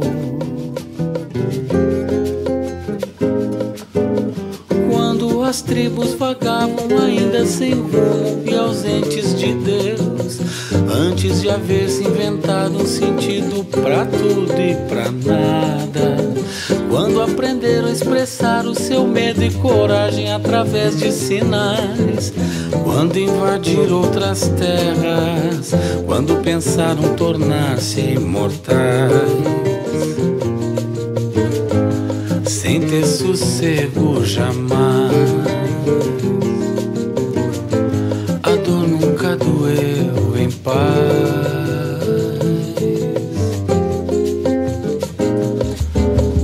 Dói, é inevitável ao poeta dor, não pra sofrer, mas pra falar de amor. Quando enfim o amor acontecer, sim, dói. E nenhum ópio ou religião pode anestesiar o coração de quem vai fundo pra se conhecer.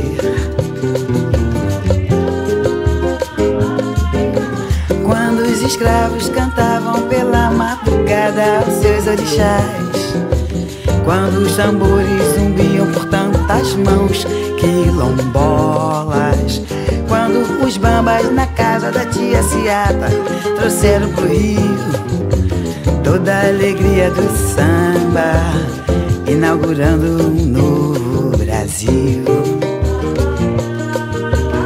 Com caricatência nos pés, com dedo, retrato e papéis, o samba é nativo da dor, assim como o blues e o jazz.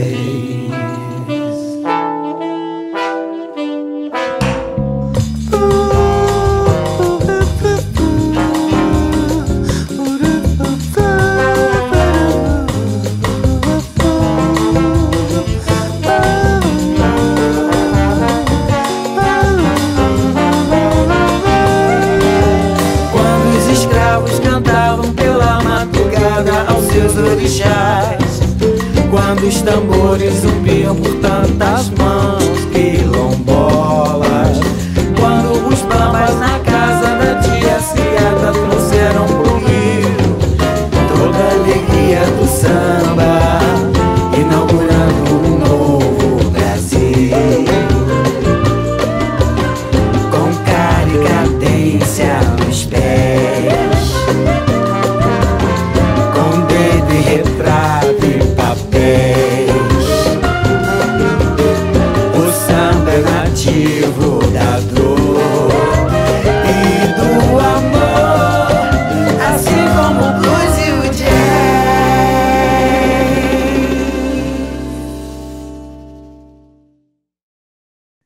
Estamos de volta aqui com o Antônio Villeroy contando um pouquinho das histórias dele, 60 anos de vida, 40 anos de música. Quantas canções? Você falou aqui 200 e tantas canções, não deu? Está contado? Está contabilizado isso? Não, isso é música gravada, né? Gravada. Assim, música que não foi, que não teve registro, assim, tem muito mais. Eu não tenho nem ideia, assim, porque tem música e eu não estou contando certas músicas assim que foram música instrumental de trilha, de filme. E você não vai fazer um songbook ou você tem um songbook? Você falou do começo aí da sua carreira, que você estudava o violão, Gessé Silva, que eu até conheci, você acredita? Já conheci o Gessé Silva, que era amigo aqui do Armandinho Neves, aqui de São Paulo, né? Grande violonista. Plauto Cruz. Plauto Cruz eu conheci também, aqui nos festivais de choro, aqui em São Paulo. Duas grandes figuras aí, né? Você falou você não vai fazer um songbook para as pessoas que querem curtir o seu trabalho? Que eu acho tão legal isso para as pessoas. Estou falando como eu aqui, por exemplo, que quero aprender as suas músicas aí, né? Claro. Eu vou lá na cifra errada, não vou gostar, né? Não, eu vou te dizer, eu tenho esse projeto e eu já estava com esse projeto desde 2016 e fiz uma seleção de 42 músicas, porque não dava para botar tudo. Então, eu ia colocar 42 músicas, né? E até hoje, eu não consigo ter tempo de eu mesmo fazer, ficar escrevendo as formigas ali, uma por uma e tal. E aí eu tive falando com 3 pessoas para fazer. As 3 pessoas que eu falei, elas chegam no meio e acabam desistindo também. Mas esse projeto, ele continua. Tá vendo? Eu nem sabia, mas eu estimulo esse projeto aqui, para as pessoas curtirem. Porque outro dia a nossa querida Marina Lima lançou o songbook dela, né, com as canções. Eu falei, isso é uma iniciativa que todos os artistas deviam fazer, os compositores. Teve disco também no da Marina ou só Não, só o songbook. Ela lançou o songbook completo de todas as canções. Ela lançou um EP recente, com 4. E colocou os 4 novos também na coletânea. Isso é muito legal para quem gosta de música, né? Claro. E hoje a internet permite isso, né, Antônio? Você poder ter acesso às músicas e tal, e as pessoas querem aprender. Tem tutoriais, o cara ensinando, né? O João Bosco agora fez um vídeo aí para ele ensinar os lances dele, mas é difícil. O outro que é enrolado para tocar, né?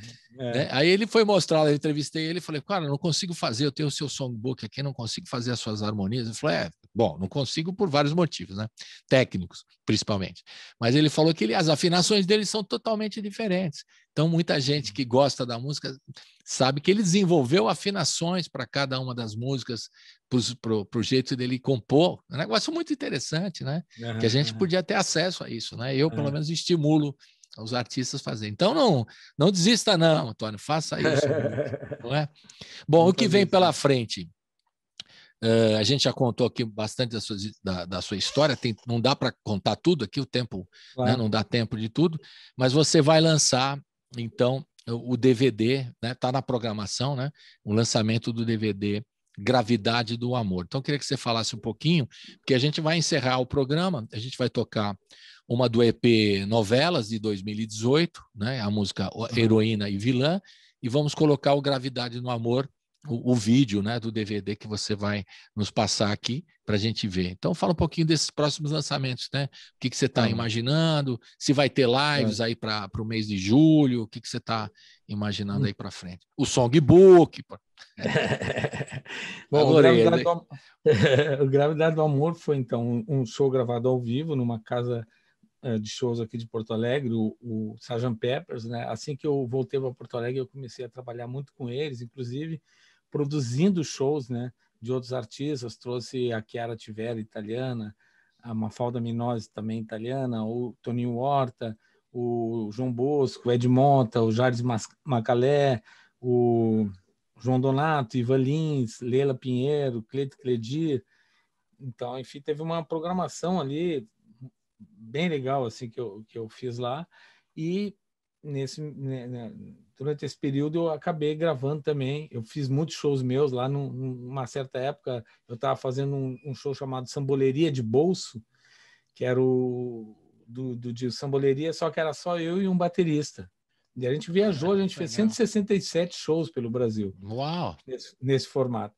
E aí daqui a pouco a gente fez chegamos numa cidade do interior e era num clube, aí eles Quando vi tinha uma pista de dança, aí, pô, acho que eles querem dança. Aí criamos o Samboleria de Baile, aí surgiu o Samboleria de Baile, Legal. e aí agregamos mais músicos e tal. Daqui a pouco o Samboleria de Baile tinha DJ, tinha baixista, guitarrista, eu e o Marquinhos Fê, que é o baterista, e mais convidados especiais sempre mudando. Aí, no fim, esse palco que era onde a gente mais se apresentava, a gente acabou gravando esse DVD com uma banda também completa e com os convidados especiais, o Toninho Horta, Luiz Carlos Borges, acordeonista, a Tati Portela, que é uma cantora que fazia parte de um grupo chamado Chimarruts, que fez muito sucesso, um grupo de reggae, né? A Nadi, que é uma cantora, antigamente ela assinava Ana Lonardi, se apresentou no The Voice, foi super bem no The Voice, e o primeiro disco dela, ela recebeu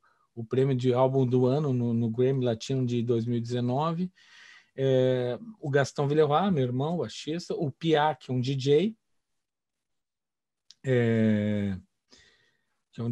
que também compôs algumas coisas com ele, e o Ernesto Fagundes, que é de uma família dos Fagundes aqui, que tem grandes músicos, né? Cantores, compositores e tal. A gente fez uma música em espanhol chamada Isa una Samba para Ti, e aí nos apresentamos então com todo o show, tem todas essas participações. Foi gravado em 2016, só conseguimos editar agora durante a pandemia, então vai ser lançado agora em julho, provavelmente no dia 19 de julho, que é o dia do meu aniversário. Opa, faço parabéns. 60 anos. 60 redondinhos, que bacana. 60 redondinho. E aí lança esse projeto, bacana. Aí depois disso, tem em agosto, eu lanço um duo com uma cantora francesa chamada Marie Minet, uma música que eu fiz em francês, Certain Jour, já está pronta, gravada, mixada, tudo, e que vai fazer, que começa já a anunciar um disco que eu vou lançar em novembro, né? Mas antes disso, então, tem esse single com ela. Aí em setembro, o lançamento do Luz Acesa, esse show. Olha aí. Que eu ia viajar pela Europa e tal, e que foi gravado no Teatro Renascença, um teatro aqui de Porto Alegre, no ano passado, no dia 5 de março do ano passado. É um show onde eu toco violão, piano e baixo e voz, né? E tal, e com 2 convidados especiais, a Paula Kirst, que é uma cantora, e o Bernardo Zubaran, que toca harmônica. E aí esse show todo super bem produzido, com cenário, projeções e tal, enfim, esse é lançado em setembro. Aí outubro é o lançamento de uma música em duo com o Hildon. Legal, hein?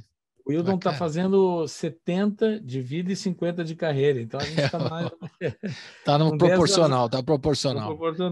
Aí, em novembro, sai finalmente o disco Banquete, que é um disco de inéditas, onde tem essa música com a francesa, tem uma música nova com a Ana Carolina, uma música com a Chiara Tivello, uma música que eu compus com Jeff Frenzel, que é um hitmaker americano, e aí eu fiz a letra em italiano, aí eu faço duo com a Mafalda Minossi, e quem mais? Tem bastante coisa. E outubro você falou da trilha do filme Porto Príncipe? Isso, e tem então, isso aí teve uma eu tô com a lista aqui, Antônio. Não, mas é que deu uma mudada aí, porque eu preciso esperar o lançamento do filme primeiro para lançar a trilha. Para lançar a trilha, senão não dá. Então a trilha passou para dezembro.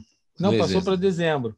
Beleza. Aí o lançamento de dezembro é a trilha, então eu tive que dar uma rescalonada. Então a programação está toda feita. Antônio Villeroy trabalhando para caramba, né? Sem nenhum problema. Se bobear, ele vai lá fazendo a horta dele aí, né? Em Porto Alegre, tomatinhos, etc. Né?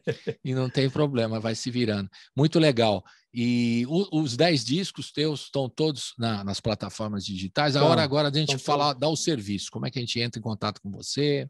Então, diga lá. Sim, então... tem meu canal no YouTube, né? Antônio Villeroy, escreve 2 L's, 2 L's, R-O-Y. Escreve Villeroy. Então tem o canal do YouTube, tem todas as plataformas digitais, Spotify, Deezer, enfim, todas essas que eu nem sei todas que são. Sei que Deezer, Spotify, tudo mais. E ali, a mesma coisa, Antônio Villeroy, né? Escreve Antônio Villeroy. E, assim, contatos para lives, por enquanto lives, né? Futuramente para shows ou para outros trabalhos. Você tá louco para voltar pro show, hein? Vamos falar a verdade, pô. Loucura, eu tô né? louco mesmo.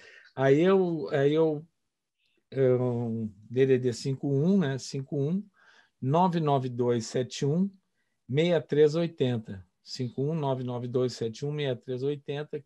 Quem atende, responde e marca é a Pamela Bittencourt. Perfeitamente. Está feito todo o serviço. Agora deu o serviço completo, legal. E muita atração. Você vai passar os seus 60 anos aí, agora no mês de julho, numa boa, né? Que tem tanta atividade e tem muito projeto, até programado tudo até dezembro. Legal. E vamos ver se o ano que vem, né, Villeroy, você vem para cá, né, para fazer os shows na Europa, volta aqui, passa por São Paulo para a gente se encontrar, vem aqui no estúdio, claro. Traz a banda, o seu irmão e tudo mais, vem todo mundo aqui e a gente faz um programa aqui ao vivo, vai ser uma delícia recebê-lo, certamente. Então vamos ficar com um abraço virtual, que é possível para o momento, aqui um abracinho virtual, a gente vai ouvir do EP Novelas de 2018, Heroína e Vilã, e na sequência Gravidade do Amor, com a participação especial do ídolo, do Antônio Villeroy, e nosso ídolo também, o Toninho Horta, e a gente vai curtir agora no finalzinho do programa. Valeu, querido, até a próxima. Saúde para a família aí, para as meninas, para a família toda. Irmão, valeu. Tchau.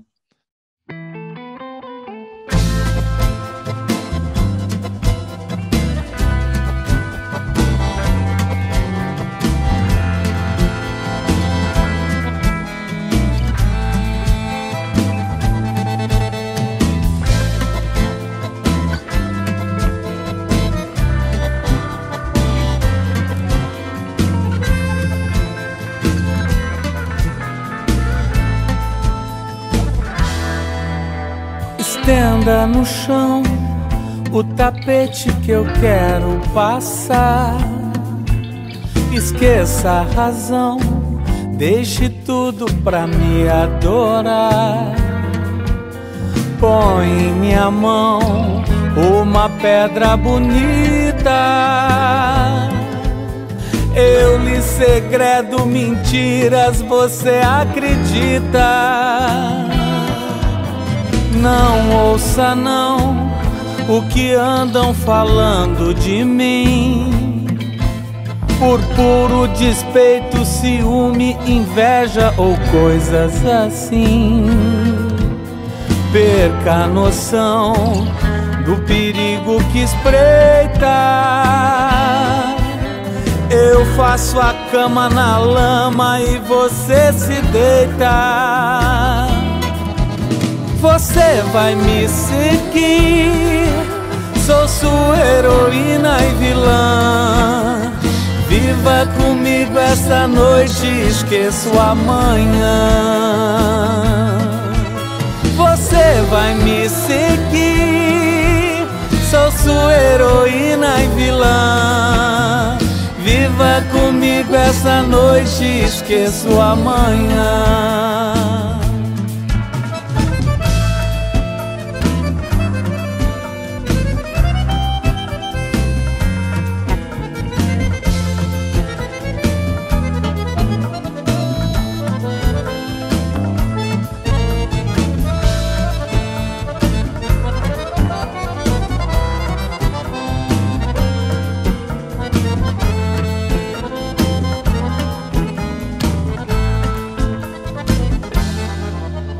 Não diga não aos caprichos de uma mulher. Preste atenção se você realmente me quer. Em compensação, vou mudar sua vida. Mas se você não quiser, já estou de saída.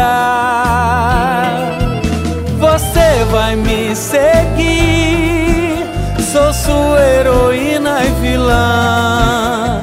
Viva comigo essa noite, esqueço amanhã. Você vai me seguir, sou sua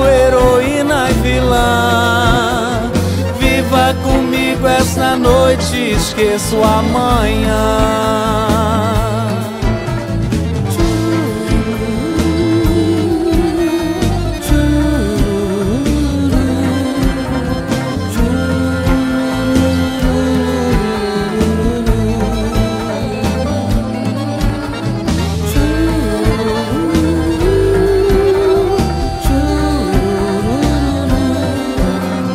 Viva comigo esta noite, esqueço amanhã.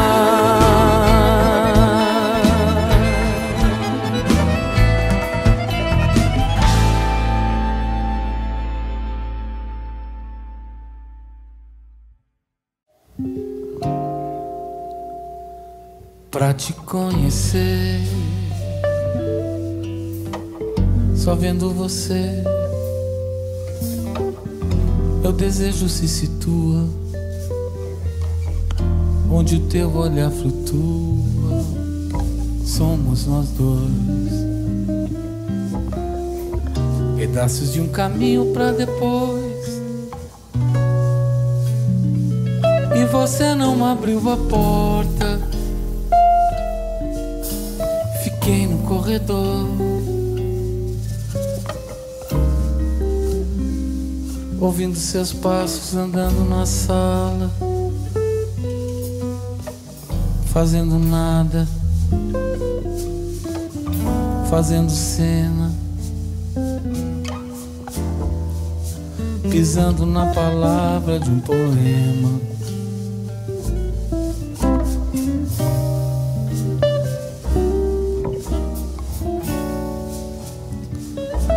Que eu não ouço rabiscar pra não machucar.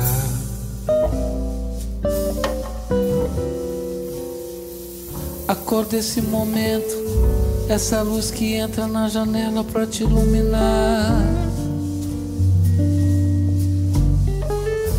A luz invadindo a sala, você toda nua.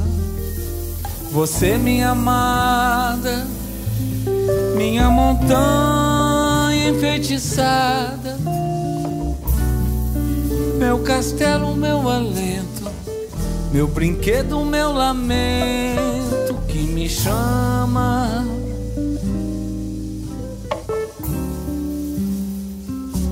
No meio da madrugada,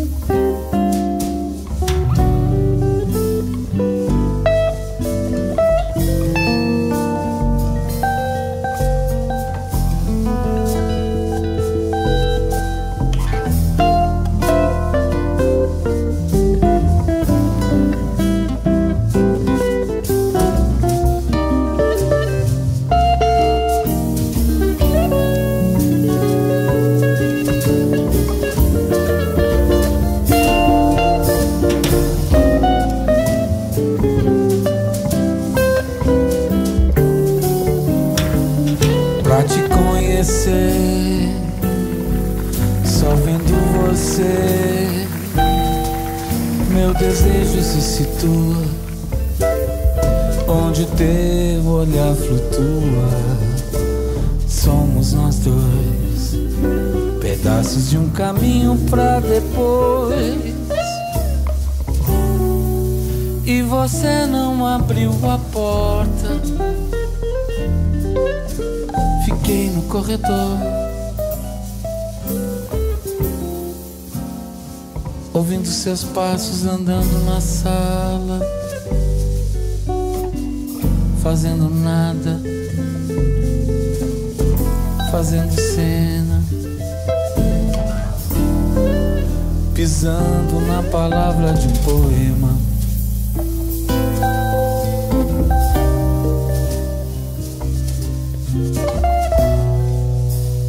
que eu não ouso rabiscar pra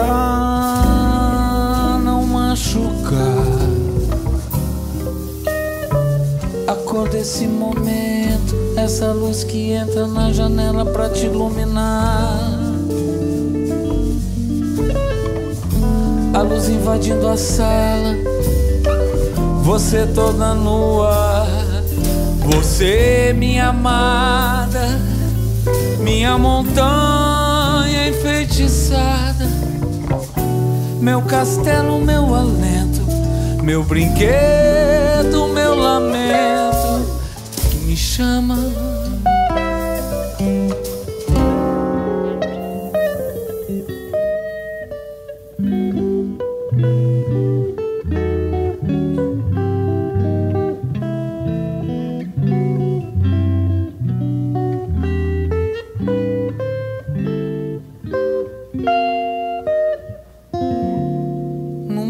Da madrugada.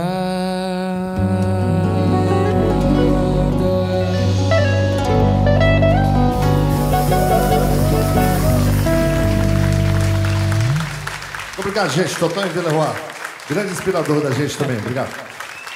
Seu Antônio.